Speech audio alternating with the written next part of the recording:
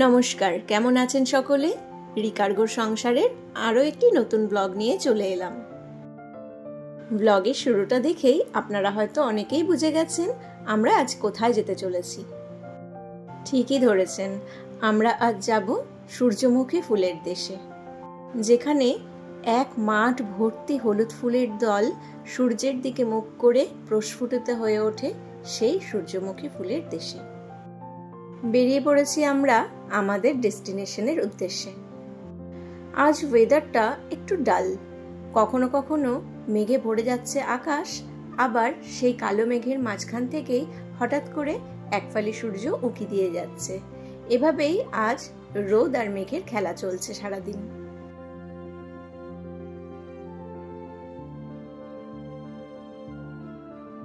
আমরা এখন বাগডোগরার অনেকটা রাস্তা ক্রস করে চলে এসেছি প্রায় হাসিমারার কাছাকাছি।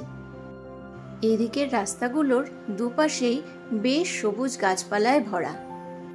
আমাদের শহরের বেশ কিছু জায়গায় আজকাল অনেক বড় বড় গাছ কেটে ফেলা হচ্ছে, কারণ ওই ফ্লাইওভার হবে সেই জন্য। তাই আমাদের শহরের বেশিরভাগ রাস্তাঘাটগুলোই পুরো ন্যাড়া হয়ে গেছে একরকম। দেখেও ভীষণই খারাপ লাগে যে পুরো শহরটা কেমন সবুজ শূন্য হয়ে যাচ্ছে। কিন্তু এই দিকটায় এসে চারপাশটায় এত সবুজ দেখে সত্যি খুব ভালো লাগছে। এ যেন চোখেরও এক বিশাল প্রশান্তি। আমি জানেন তো, ছোটবেলায় কোনো এক জায়গায় শুনেছিলাম যে যদি বেশ খানিকটা সময় সবুজের দিকে আমরা তাকিয়ে থাকতে পারি, মানে সবুজ প্রকৃতির দিকে, তাহলে নাকি চোখ খুব ভালো থাকে। এর সত্যি মিথ্যেটা আমার জানা নেই, যদি আপনাদের জানা থাকে অবশ্যই কমেন্টে আপনারা জানাবেন। দেখুন ওই চা বাগানের ভেতরটায় কি সুন্দরভাবে জল দেওয়া চলছে, আমার খুব ভালো লাগে এগুলো দেখতে। এই রাস্তাটা দিয়ে যত এগোচ্ছি চারপাশটা এত সবুজ, দেখেও মন ভরে যাচ্ছে।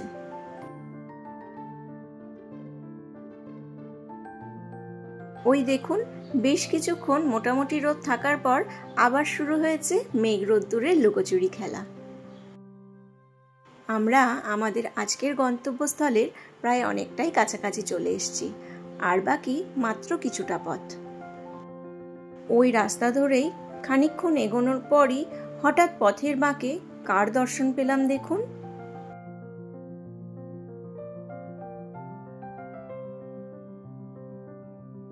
আজ বেরিয়েই পথ চলতে মায়ের এমন একখানা রূপের দর্শন যে হঠাৎ করেই পেয়ে যাব, সত্যি কল্পনাতেও ভেবে দেখিনি। কি বিশাল মায়ের মূর্তিটি দেখুন, দেখলে চোখ ফেরানোই যাচ্ছে না।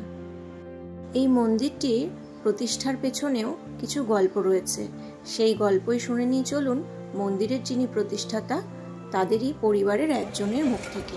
আচ্ছা, এই প্রতিমাটা কি মানে বরাবরের জন্য স্থাপিত নাকি নতুন করে বানানো হয় প্রত্যেক বছর? প্রতি বছরই বানানো হয়। আচ্ছা, শিব ঠাকুরটা হচ্ছে সিমেন্টের, আর মা কালীটা হচ্ছে মাটি দিয়ে করা হয়। ও মানে শুধুমাত্র শিব ঠাকুরটাই সিমেন্টের, বাকি মায়ের মূর্তিটা মাটি। আর পুরো মূর্তিটা তৈরি করতে তাও কতদিন লাগে? 20-25 দিন লাগে। ও আচ্ছা, তাহলে তো এখানে খুব বড় করে কালী পুজোর সময় পুজো হয়? বড় করে কালী পুজো হয়, 3 দিন যাবত কালী পুজো হয়। আচ্ছা, 14, 15, 16, 17, 18 তারিখে লটারি খেলা হয়, ছাড়া হয় আমাদের এখানে। মানে ডেটগুলো যেটা বললেন এটা কি ওই কালী পুজোর সময় নাকি কোন সময়ের ডেটের কথা বলছেন? হ্যাঁ, জানুয়ারি, 14 জানুয়ারি। ও আচ্ছা, জানুয়ারি 14 তারিখ থেকে শুরু স্টার্ট। আর ধরুন আমাদের যে মানে দুর্গাপুজোর পরে যে কালী পুজোটা হয় সেই সময় এখানে কোনো পুজো হয় না?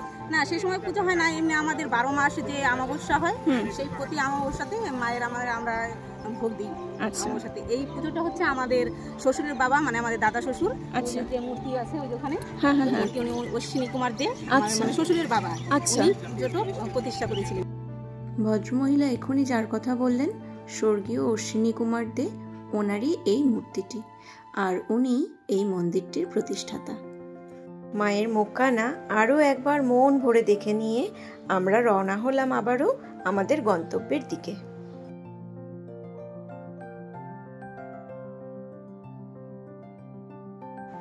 এদিককার রাস্তাঘাটগুলো এতটাই অলিগলিতে ভর্তি যে আমাদের গন্তব্যস্থলের সঠিক রাস্তাটা খুঁজে পেতে একটু অসুবিধেই হচ্ছিল। তাই পথ চলতে গিয়ে এই যে এখানে আপনারা যাকে দেখতে পাচ্ছেন, এই ভদ্রলোকের সাহায্য আমরা নিয়েছিলাম আমাদের গন্তব্যস্থলের সঠিক রাস্তাটা খুঁজে পেতে। রাস্তাটায় এগোতে এই দুদিককার পাতাঝরা গাছগুলো কি সুন্দর লাগছে দেখতে, দেখুন। অপূর্ণতার মাঝেও এক এক সময় সৌন্দর্য লুকিয়ে থাকে। শুধুমাত্র সেই সৌন্দর্য খুঁজে পাওয়ার জন্য প্রয়োজন হয় সঠিক জহুরির চোখ। কি ঠিক বললাম কিনা বলুন? আপনাদের সাথে গল্প করতে করতে দেখুন কথায় কথায় আমরা কতটা রাস্তা পেরিয়ে ওই যে দূরে দেখুন সূর্যমুখীর দেশে পৌঁছে গিয়েছি। চলুন, যাকে দেখতে এতটা দূরের পথ পেরিয়ে ছুটে আসা, তাকে সামনে থেকে গিয়ে ভালো করে দেখে আসা যাক। কি সুন্দর লাগছে রাস্তাটা দেখতে, দেখুন। হেঁটে যেতেও বেশ ভালো লাগছে।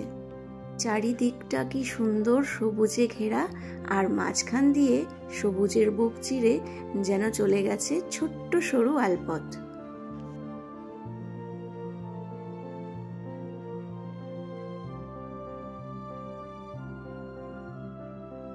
চারপাশের এত সবুজ চোখের পক্ষে আরামদায়ক তো বটেই, সাথে মনের ওপরও দারুণ প্রভাব ফেলছে। এরকম বিঘার পর বিঘা চাষের জমি এবং সেই জমিতেই নানান রকম ফসল, ফুল, ফল, এই রকম ছবি আমি ট্রাভেল করার সময় শুধুমাত্র বাস অথবা ট্রেনের জানলার ওপার থেকেই এতদিন দেখে এসেছি। আবার কখনো বা দেখেছি টিভি, সিনেমার পর্দায়। এতটা কাছ থেকে এরকম উপলব্ধি এই নিয়ে আমার দ্বিতীয়বার।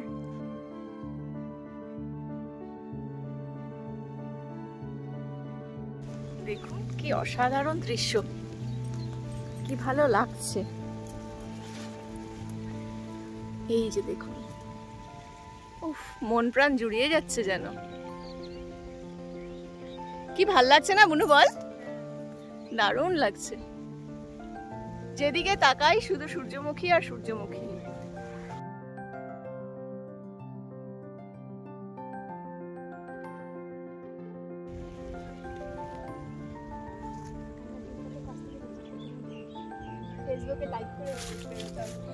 আমার বোনও আজ এখানে এসে ভীষণ খুশি। বলছে এতদিন শুধুমাত্র ফেসবুকেই দেখতাম আর লাইক করতাম, আজ নিজের চোখে এই সৌন্দর্য প্রত্যক্ষ করছি।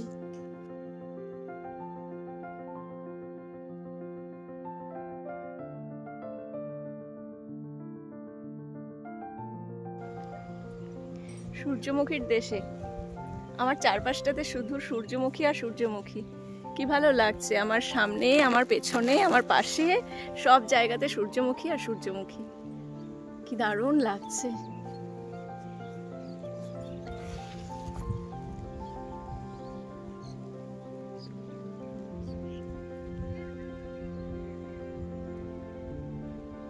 এর আগে এরকম সূর্যমুখীর বাগানে আমি কোনোদিনও আসিনি। আমাদের পাড়ায় মনে আছে খুব ছোট্টবেলাতে একজনের বাড়িতে ওই দু একটা স্টিক লাগিয়েছিল, ওখানে দেখতাম সূর্যমুখী ফুল। কিন্তু এরকমভাবে এত বড় একটা জায়গা জুড়ে যে সূর্যমুখী ফুলের চাষ, সেটা আমার এই প্রথম দেখা। অসাধারণ লাগছে।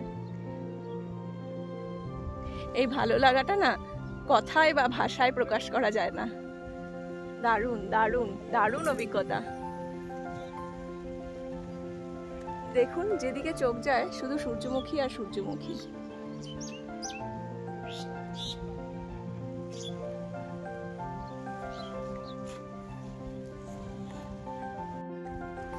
এক একটা ফুল কত বড় বড় দেখেছেন? আমার হাতের থেকেও কতটা বড়। চলো এদিকটায় যাও, গোলাপ ফুলের বাগান আছে। তাই কি দারুণ লাগছে। দারুণ, আশাটা সার্থক। ওইদিকে গোলাপ ফুলের বাগান আছে। কতটা এরিয়া জুড়ে বললে? 15 বিঘা বলছে। 15 বিঘার কম আছে। তবু এতটা এরিয়া জুড়ে ভাবা যায়। নিয়েছি কয়েকটা। দেখো ফুলের ইয়েতে পাতাগুলো, হ্যাঁ, রেনুতে।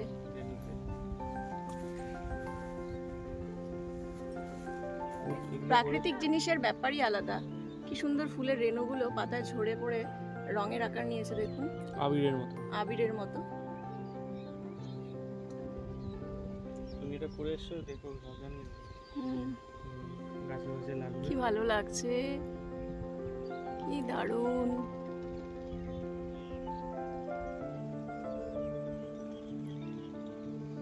কি বিশাল বড়, হ্যাঁ সত্যি এক হাতের থেকে বড়।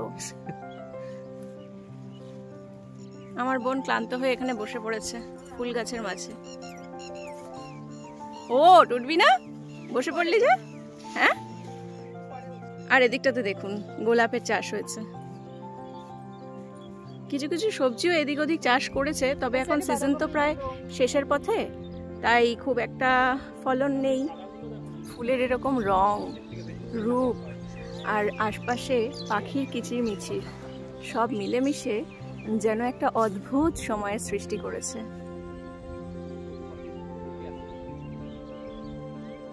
প্রকৃতি বড়ই সুন্দর।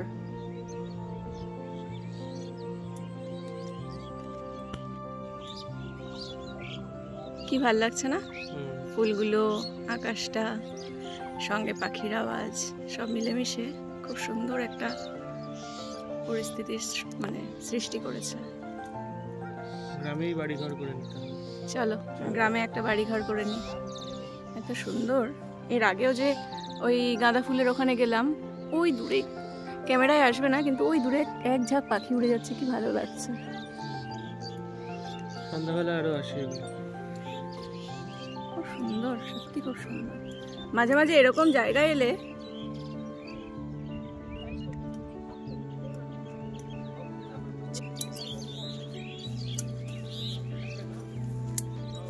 এগুলো কি আজকেই বাজারে চলে যাবে ভাই? ও, এগুলো কিভাবে স্টোর করবে? ফ্রিজে? না, একদিনের জন্য ফ্রিজে রাখতে হবে। এইরকম বিঘার পর বিঘা ফসলের ক্ষেত, আর সেই ক্ষেত জুড়ে নানান রকম ফুল আর ফলের চাষ। এই রকম অভিজ্ঞতার সাক্ষী হলাম আমি এই নিয়ে দ্বিতীয়বার। এর আগে আমার একটা ব্লগে আপনাদের সাথে শেয়ার করেছিলাম গাঁদা ফুল এবং চন্দ্রমল্লিকা ফুলের চাষ। সেখানেও ছিল মাঠ ভর্তি বিঘার পর বিঘা শুধু ফুল আর ফুল। ঠিক সেরকমই আজ এখানে সূর্যমুখী। এটা আমাদের জন্য, তাই তো? ধন্যবাদ। এই এতগুলো গোলাপ পেলাম, ওনারা আমাদেরকে উপহার হিসেবে দিল। আর কিছুক্ষণের মধ্যেই আমাদের বাড়ি ফেরার পথ ধরতে হবে।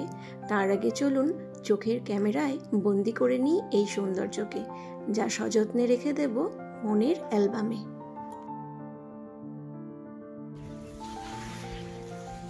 অনেকক্ষণ এখানে সময় কাটালাম, দারুণ লাগলো, দারুণ এক অভিজ্ঞতা ছিল।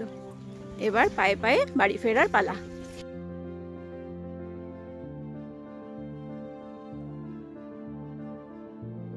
সত্যিই আজ আরও এক সুন্দর অভিজ্ঞতা সঞ্চয় হলো। কোথা থেকে যে সময়টুকু কেটে গেল টেরই পেলাম না। খুব সুন্দর কাটলো যেটুকু সময় এখানে ছিলাম। প্রকৃতির কাছাকাছি এমন সুন্দর করে কিছু সময় যদি কাটাতে পারা যায়, তবে খারাপ মন যেরকম এক নিমেষেই ভালো হয়ে ওঠে, ভালো মনেও তার প্রভাব পড়ে দ্বিগুণ। তাই প্রকৃতিকে ভালোবাসুন, গাছ লাগান, প্রকৃতির সাথে সময় কাটান, দেখবেন মন খুব ভালো থাকবে। আমার তো এই এত সুন্দর জায়গাটা ছেড়ে বাড়ি ফিরতেই ইচ্ছে করছে না, কিন্তু উপায় কি বলুন? বাড়িতে তো ফিরতে হবেই। তাই আজকের ব্লগটিতে এখানেই ইতি টানছি। ওই দেখুন, এক ঝাঁক পাখির দলও দিন শেষে নিজেদের বাসায় কেমন ফিরে চলেছে। আমার আজকের ব্লগটা আপনাদের কেমন লাগলো অবশ্যই কমেন্টে জানাবেন। ভালো লাগলে একটা লাইক আর সাবস্ক্রাইব করে দেবেন। আবার দেখা হবে পরের একটা ব্লগে। ততক্ষণের জন্য ভালো থাকবেন। নমস্কার।